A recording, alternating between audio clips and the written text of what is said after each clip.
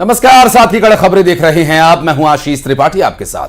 नमस्कार, मैं हूं रीनू यादव। शुरुआत करेंगे इंडियन मेडिकल एसोसिएशन यानी कि आईएमए ने आज देश भर में 24 घंटे के लिए डॉक्टरों की हड़ताल का ऐलान किया है और इस दौरान पूरे देश में मेडिकल सेवाएं बंद रखी जाएंगी। दरअसल कोई ओपीडी सेवा चालू नहीं होगी, सिर्फ और सिर्फ इमरजेंसी सेवाओं पर ही काम होगा। कल सुबह 6 बजे तक डॉक्टर्स की हड़ताल रहेगी। दरअसल आईएमए ने केंद्रीय कानून बनाने और अस्पतालों को सुरक्षित क्षेत्र घोषित किए जाने की मांग की है। आईएमए ने अस्पताल में तोड़फोड़ पर चिंता भी जताई है। देश भर में आज डॉक्टरों की हड़ताल होने जा रही है और इसका ऐलान आईएमए ने किया है। ओपीडी और अन्य सेवाएं बंद रहेंगी, सिर्फ इमरजेंसी सेवाएं ही इस दौरान चालू रहने वाली हैं। और जिस तरीके से लगातार हड़ताल हो रही है, डॉक्टर हड़ताल पर जा रहे हैं, चाहे मध्य प्रदेश की बात कर लें, चाहे छत्तीसगढ़ की बात कर लें, इसके बाद जो स्वास्थ्य सेवाएं वो पूरी तरीके से चरमराती हुई नजर आ रही हैं। सिर्फ इमरजेंसी सेवाएं ही चालू रहने वाली हैं।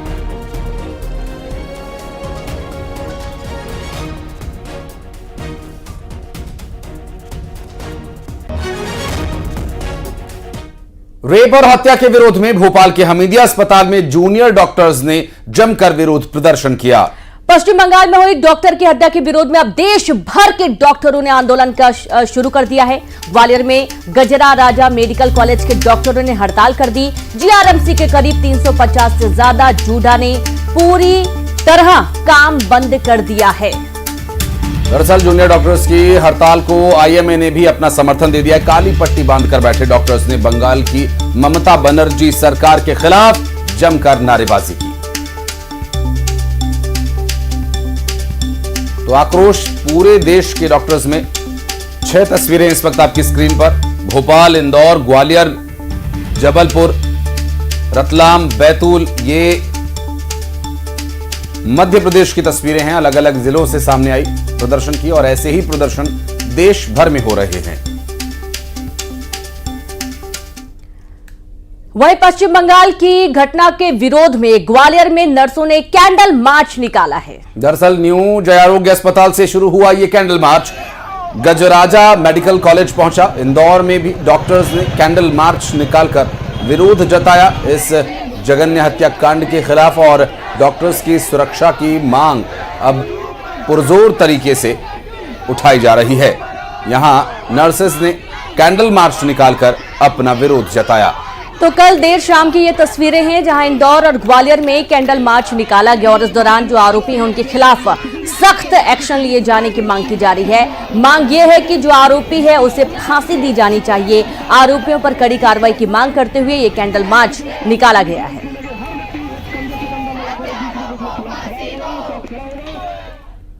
और छत्तीसगढ़ हेल्थ फेडरेशन ने आज महाबंद का ऐलान किया है। दरअसल कोलकाता में जूनियर डॉक्टर से दुष्कर्म और हत्या के मामले में यह आंदोलन करेंगे। सुरक्षा का अधिकार और दोषी पर सख्त कार्रवाई की मांग। आज सामूहिक अवकाश पर रहेंगे स्वास्थ्य कर्मचारी। कल मेडिकल कॉलेज में बड़ी रैली की गई थी। राज्यपाल को प्रधानमंत्री के नाम ज्ञापन भी सौंपा गया था। कोई भी आपराधिक घटना होगी तो हम सब देश के हर एक अस्पताल का doctor, sister, nurse, paramedical staff. तो देखिए, ये देर शाम जब डॉक्टर्स ने रायपुर में कैंडल मार्च निकाला है और इस दौरान स्वास्थ्य विभाग के कई कर्मचारी मौजूद रहे, विरोध प्रदर्शन कर रहे हैं, सुरक्षा के लिए कानून बनाए जाने की मांग कर रहे हैं। और जिस तरीके से कोलकाता में विभत्स तरीके से हत्या की गई फेनी डॉक्टर के, उसके बाद आक्रोश पूरे देश में देखा जा रहा है। और ये रायपुर की तस्वीरें आपको दिखा रहे हैं। आईएमए की अपील पर डॉक्टरों की हड़ताल और इस हड़ताल को और उग्र करने के लिए आज ऐलान किया गया है।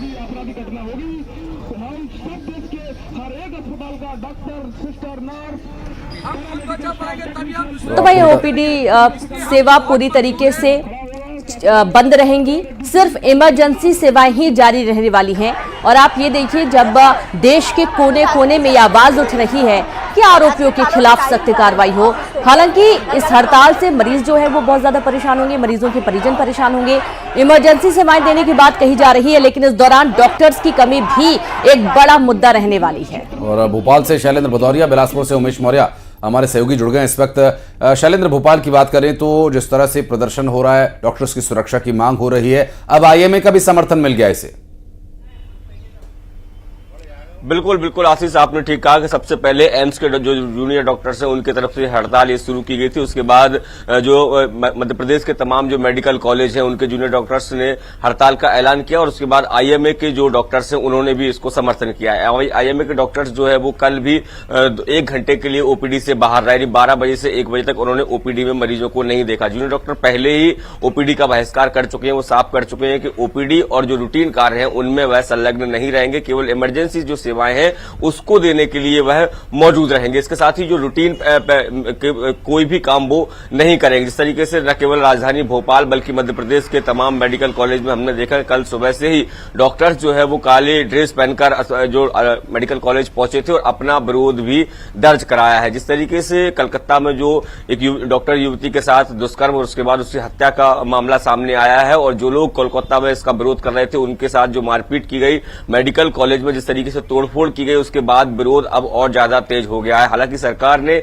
एक मांग जो उनकी सबसे महत्वपूर्ण थी, जो सीबीआई जांच की मांग थी, उसको मान लिया है। लेकिन अब जो है मध्य प्रदेश के डॉक्टर या पूरे देश भर के डॉक्टर जो नेशनल सिक्योरिटी एक्ट जो है वो लागू करने की मांग कर रहे हैं। सीधे तौर पर वो सरकार से मांग कर रहे हैं जब तक ये एक्ट लागू नहीं होगा वह काम पर नहीं लौटेंगे और यही कारण है कि उन्होंने एक नारा दिया है कि नो सिक्योरिटी नो ड्यूटी। इसी के साथ ही ये सारे लोग काम कर रहे हैं। इस सबके बीच मरीजों को खासी परेशानियों का सामना करना पड़ रहा है, चाहे राजधानी भोपाल हो, ग्वालियर हो, इंदौर हो, जबलपुर हो। ये वो शहर है जहां दूर दराज के लोग अपने इलाज के लिए पहुंचते हैं और जब वो यहां पहुंच रहे हैं तो उनको पता चल रहा है कि जूनियर डॉक्टर हड़ताल पर है और आईएमए के डॉक्टर भी उनके सपोर्ट में है। तो ऐसे में खासी परेशानियों का सामना उनको करना पड़ रहा है। हालांकि जूनियर डॉक्टर्स का ये कहना है कि उनका कोई मंतव्य ऐसा नहीं है कि जो मरीज यहां पहुंच रहे हैं उन्हें किसी तरीके की परेशानी हो। कह रहे हैं कि लंबे समय से इस एक्ट की मांग वो कर रहे थे, लेकिन सरकार जब नहीं सुन रही है, बंगाल जैसी घटनाएं अगर हो रही हैं, जो नीड है, जो एक स्वाभाविक सी आवश्यकता है वो यही है कि आपको आपके कार्यस्थल पर सुरक्षा मिले और डॉक्टर्स की भी यही मांग है। जिस तरह से ये पूरा घटनाक्रम सामने आया उमेश,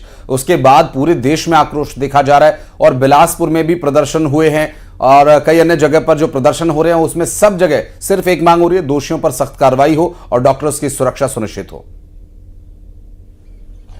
निश्चित रूप से पूरे छत्तीसगढ़ में इंडियन मेडिकल एसोसिएशन के बैनर तले आज सुबह 6 बजे से लेकर 24 घंटे का ये हड़ताल होगा और ये हड़ताल सिर्फ यही संदेश देना चाहता है, यही मैसेज देना चाहता है कि जिस तरीके से दरिंदगी हुई थी कोलकाता में ट्रेनी डॉक्टर के साथ, वो दरिंदगी दोबारा ना हो। और यही वजह है कि इनकी लगातार जो 2-3 सूत्री जो मांगे हैं उनकी मांग को पूरा करने के लिए ये जो डॉक्टर है वो आज हड़ताल पर है। आपको बता दूं कि इससे कहीं ना कहीं जो इमरजेंसी सेवा है उसको छोड़ के तमाम जो ओडीपी और जो डॉक्टर हैं और जो इलाज करते हैं वो पूरी तरीके से इस आंदोलन में शामिल होंगे। इसके साथ ही सरकारी अस्पताल भी 1 घंटे के लिए बंद किया जाएगा। तो निश्चित रूप से कहा जा सकता है कि इंडियन मेडिकल एसोसिएशन को पूरा समर्थन मिल रहा है इस आंदोलन में और कहीं ना कहीं जिस तरीके से ये पूरी घटना हुई है उसके बाद से तमाम जो डॉक्टर्स हैं वो चाहे जूनियर डॉक्टर हो चाहे सीनियर डॉक्टर हो, तो सभी एक बैनर तले पे एक बैनर पर आकर इस पूरे घटनाक्रम की निंदा कर रहे हैं और आंदोलन कर रहे हैं। पूरे देश में इसको लेकर आक्रोश है और यही वजह है कि आज एक बड़ा आंदोलन जो है छत्तीसगढ़ समेत पूरे देश में देखने को मिल रहा है। जी बिल्कुल बिल्कुल, बहुत शुक्रिया आप दोनों का तमाम जानकारी साझा करने के लिए। और इस तरीके से आज पूरे देश में आंदोलन हो रहे हैं। छत्तीसगढ़ मध्य प्रदेश में भी आंदोलन और ज्यादा बढ़ता जा रहा है। इधर जबलपुर से बड़ी खबर मिली जहां डॉक्टर्स की हड़ताल को हाईकोर्ट में चुनौती दी गई है।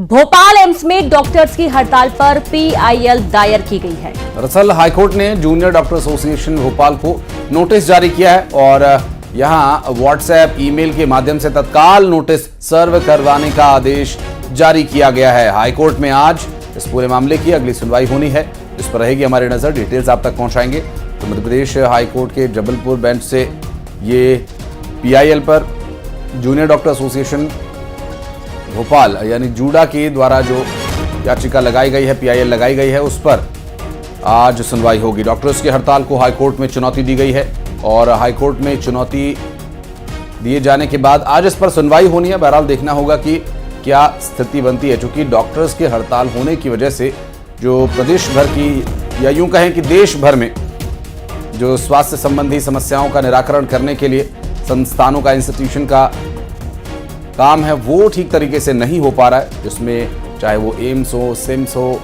या फिर कई अन्य अस्पताल जो कि सरकार या फिर निजी स्तर पर संचालित किए जा रहे हैं। ऐसे में डॉक्टर्स की हड़ताल को हाईकोर्ट में चुनौती दी गई है और इस चुनौती पर, इस PIL पर आज सुनवाई होगी। और अब आगे बढ़ेंगे, जहां कानपुर में साबरमती एक्सप्रेस पटरी से उतर गई। ट्रेन के 20 डिब्बे डिरेल हो गए, यात्रियों में अफरा तफरी का माहौल बना। वाराणसी से अहमदाबाद के लिए यह ट्रेन जा रही थी। बोल्डर टकरा जाने की वजह से यह हादसा हुआ बताया जा रहा है। रेलवे का इस पर बयान है कि कोई हताहत नहीं हुआ है, मामूली रूप से कुछ लोगों को चोट जरूर आई है। दरअसल बोल्डर से टक्कर लगने की वजह से इंजन डैमेज हो गया और एक बड़े बोल्डर से इंजन की टक्कर हो गई थी और इस हादसे में किसी के भी हताहत होने की खबर नहीं, जो कि राहत की बात कही जा सकती है। और ये देखिए तस्वीरें आ गई हैं, वाराणसी से अहमदाबाद जा रही साबरमती एक्सप्रेस दुर्घटनाग्रस्त हुई है, यानी डिरेल जो कोचेज हुए हैं उसकी तस्वीरें हम आपको दिखा रहे हैं। चूंकि अभी जानकारी जो मिल रही है उसमें यह बताया जा रहा है कि किसी भी तरह की कोई जनहानि नहीं हुई है, जो कि एक राहत की बात है। साबरमती एक्सप्रेस के 20 बोगियां पटरी से उतर गई। और ये कुछ तस्वीरें भी आपको दिखा रहे हैं। दरअसल एक बड़े बोल्डर से इंजन जा टकराया, इंजन डैमेज हो गया, एक बड़ा झटका ट्रेन को लगा और इसके चलते जो तमाम डिब्बे हैं पीछे वो पटरी से उतर गए हैं। जानकारी है कि 20 डिब्बे पटरी से उतरे हैं और रेलवे का बयान भी आधिकारिक तौर पर आया है, जिसमें कहा जा रहा है कि कोई भी यात्री जख्मी नहीं है।